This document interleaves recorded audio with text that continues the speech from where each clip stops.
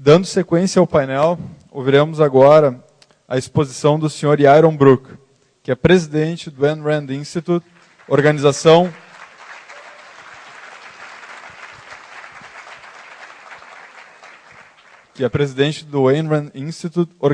não governamental com sede nos Estados Unidos, que tem como objetivo promover o estudo das obras da escritora Ayn Rand, assim como os princípios dos direitos individuais. Brook é colunista da Forbes.com e tem artigos publicados no Wall Street Journal, USA Today, Investor Business Daily, entre outros veículos. Por favor, com a palavra, Yaron Brook. Thank you.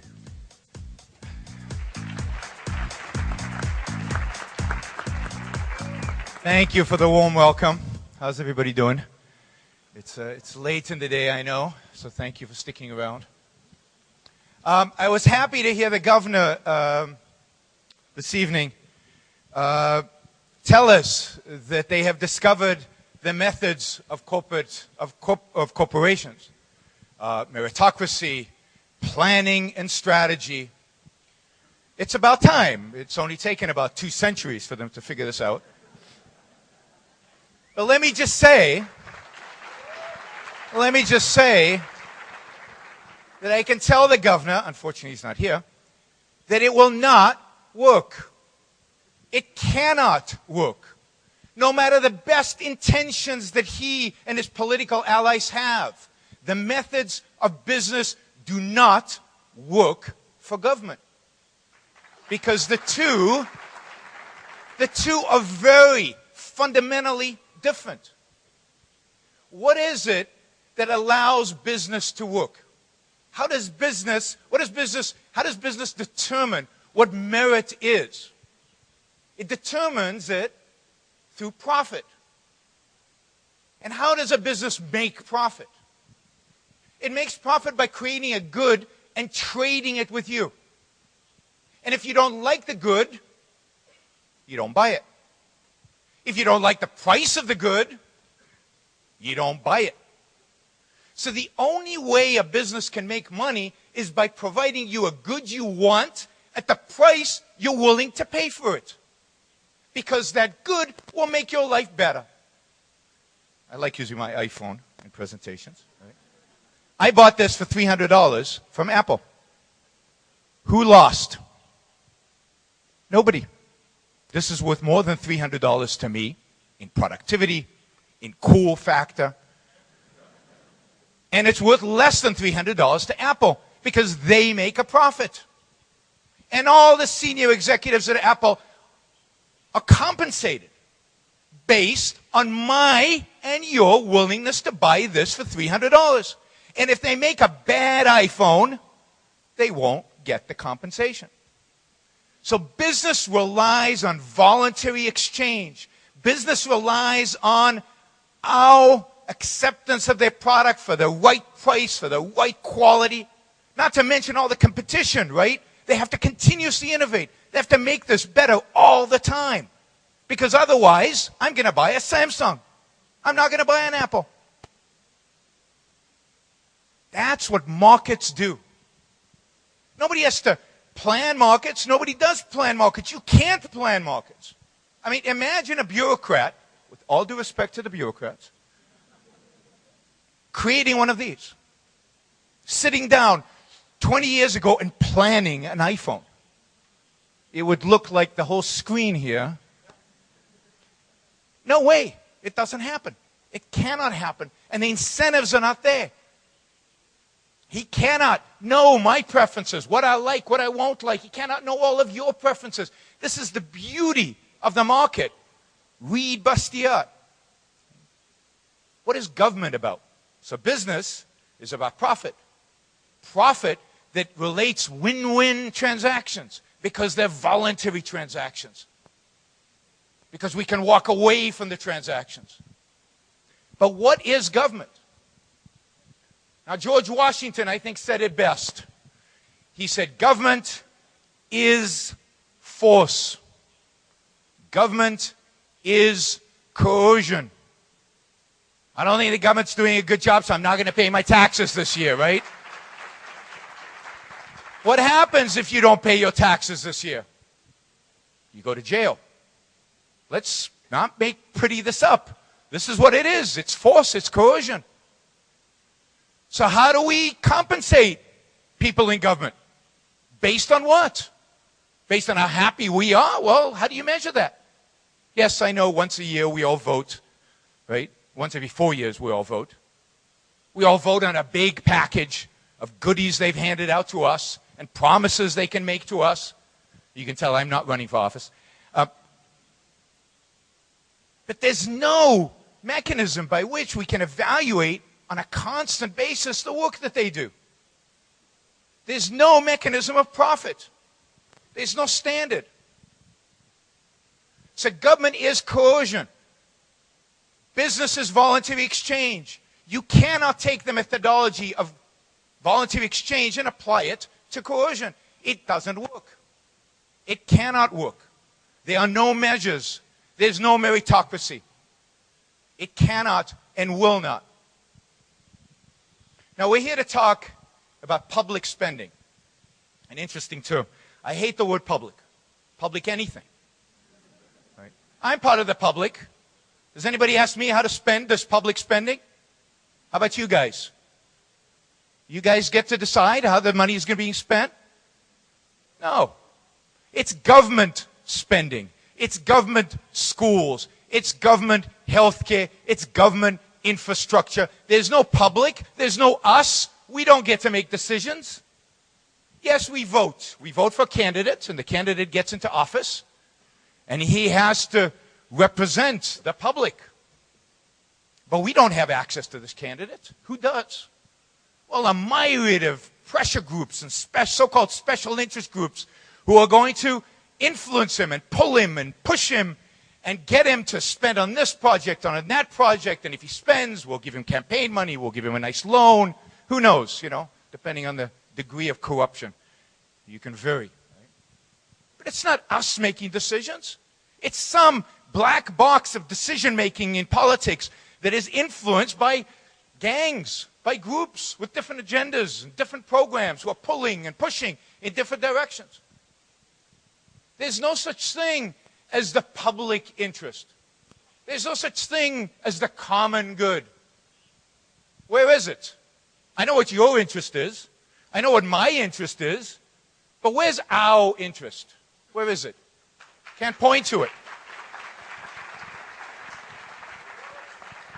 The public, the common, are just individuals.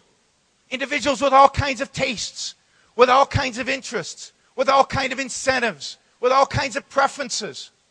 It's a myth, a very sophisticated myth, a very clever myth to sell us on a public good, on some good that benefits all of us somehow, mysteriously, mystically, without ever telling us how.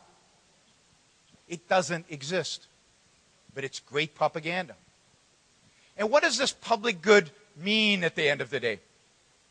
It means that you as an individual need to do what? Well, we need to take your money to achieve this big public good. We don't care about your preferences. We don't care about your interests. We care about this undefinable thing.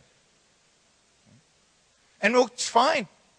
It's fine. And, we're going to sacrifice the minority for the majority because we live in a democracy, right? The majority decided. So the majority's decided to take your money and give it to somebody over there, right? Did they ask you? Is it in your interest? No. But it's in the public interest. Now, why do we buy into this? Why do we buy into this idea? And remember, I think Margaret Thatcher said,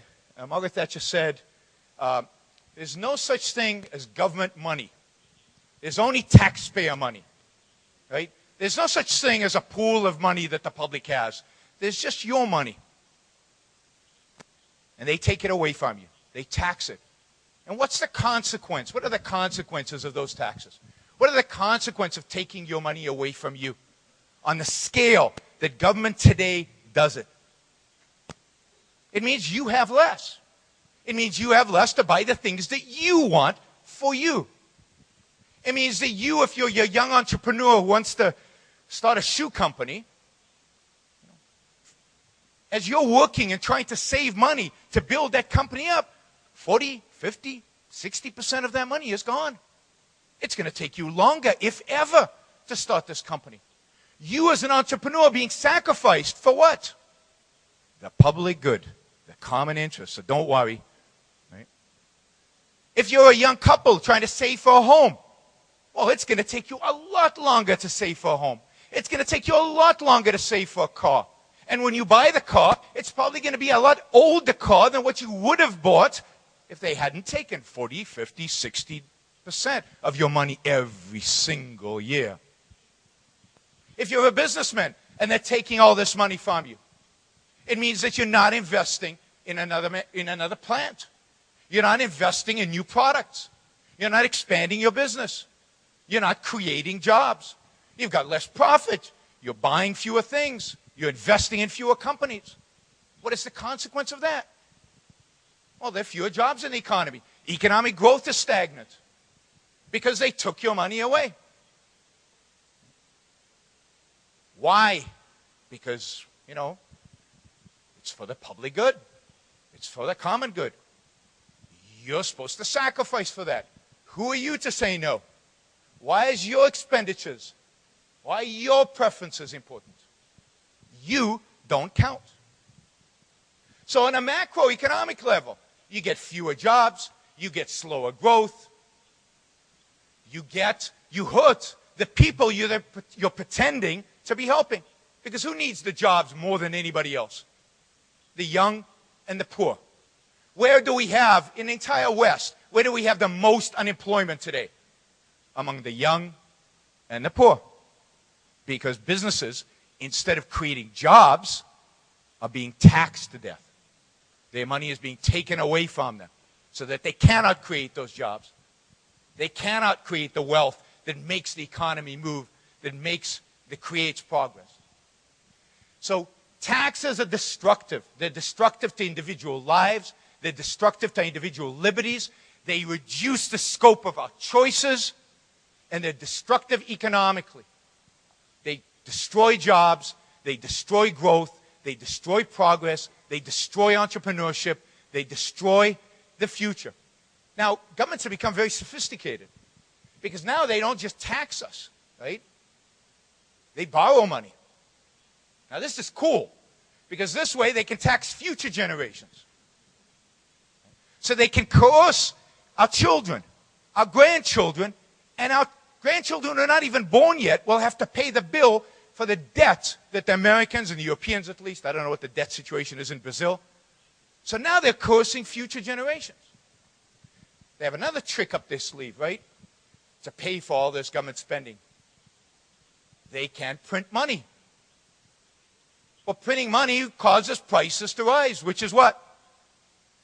Another form of tax. Standard of living go down. Prices go up. So one way or the other, government spending is the cause of economic stagnation. One way or the other, government spending is the cause of slow growth, high unemployment, and a real threat, a real attack on individual liberty and individual choices. Now, what is the option? What is the alternative?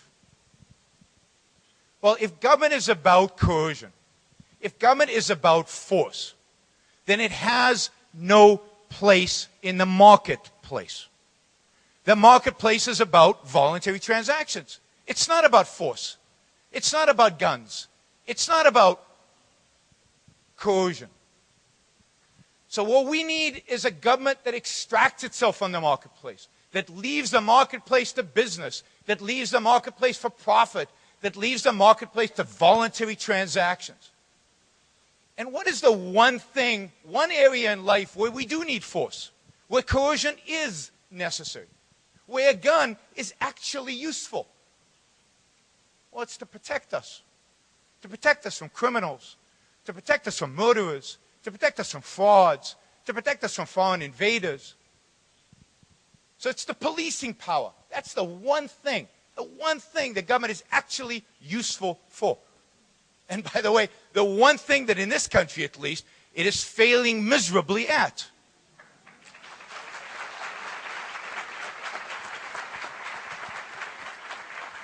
The governor mentioned all the different things that government does and how complicated it is. Well, I've got the solution. Stop doing them. Focus on this one thing. One. Now, what we really need in Brazil, in Western Europe, in America, what we really need is to discover a concept that was discovered in the 18th century, in the Enlightenment, with the founding of the United States of America. The founders of America created a unique country for its time. A country based on a completely new principle that had never existed before in political life. Because before the establishment of America, and this is the real revolution, by the way, of America. The revolution wasn't about taxes. Taxes were a minor issue. The fundamental revolution is an intellectual revolution. It is the answer to this question. Who does your life belong to? Who does your life belong to? Before 1776, your life, my life, our lives belonged to the tribe, the state, some collective, some group, the king, the queen. But the American founders said, no, your life belongs to you. My life belongs to me.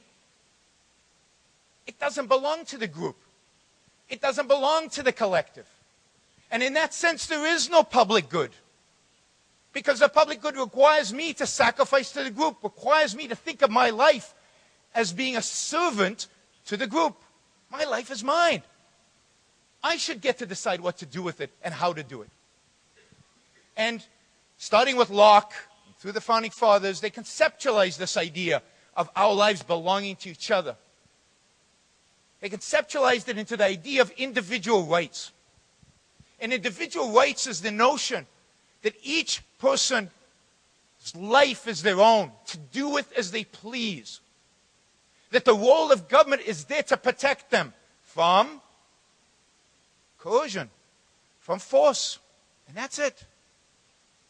When they talk about the right to life, they talk about the right for you to live your life as you see fit, to do as you see fit, as long as you're not hurting somebody else. Physical force. As long as you're not coercing somebody, as long as you're not defrauding somebody, the state has no role, has no involvement in your life. You have a right to pursue your rational values, the things that will make your life the best life that it can be for you. And they understood that I am not in a position to tell you what those values are. And I certainly shouldn't be in a position to coerce you into doing what I think is good for you. Because it's your life. It's not my life. It's not our life.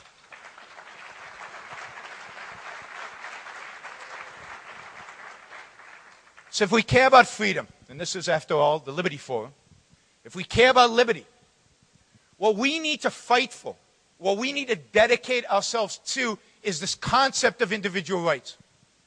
We need to rediscover this idea that each one of us has an inalienable, you know what inalienable means? It means nobody can take it away from you. Not even a democratic vote. Not even a democratic vote. You have a right to free speech. You can't vote that away. You have a right to property. Nobody should be able to vote that away. It's inalienable. It's yours by your very nature as a human being. It is a requirement for your survival.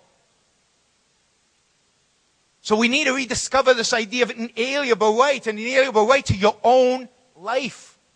To live it as you see fit, to pursue the rational values that are necessary for you to achieve your happiness, because it's about happiness in the end. Your happiness, my happiness. There ain't no group happiness.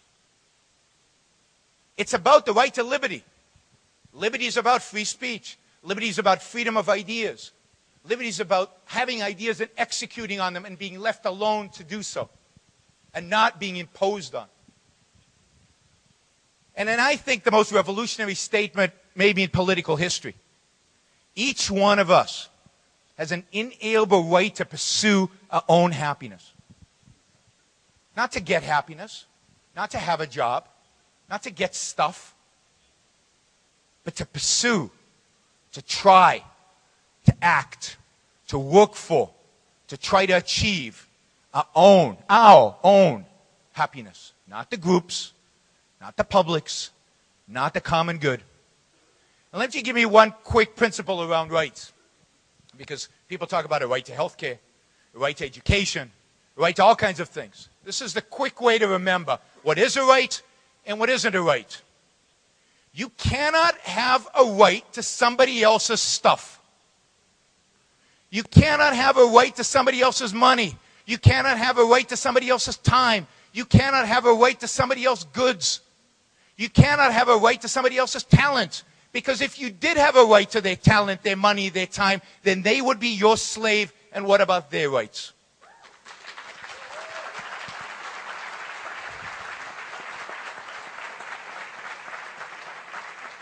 What you do have a right to, and it's time we stood up and demanded that right.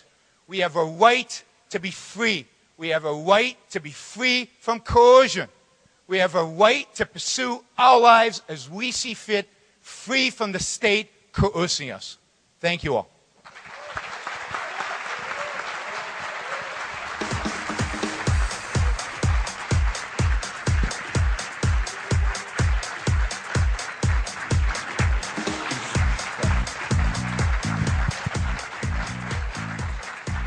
Professor Brook, certamente para a gente poder debater, entender e tentar melhorar as instituições, é fundamental compreender muito bem os conceitos. O senhor trouxe de uma maneira muito clara qual é o conceito do indivíduo, a diferença entre o público e o governamental, e isso é muito importante para o nosso debate. Obrigado.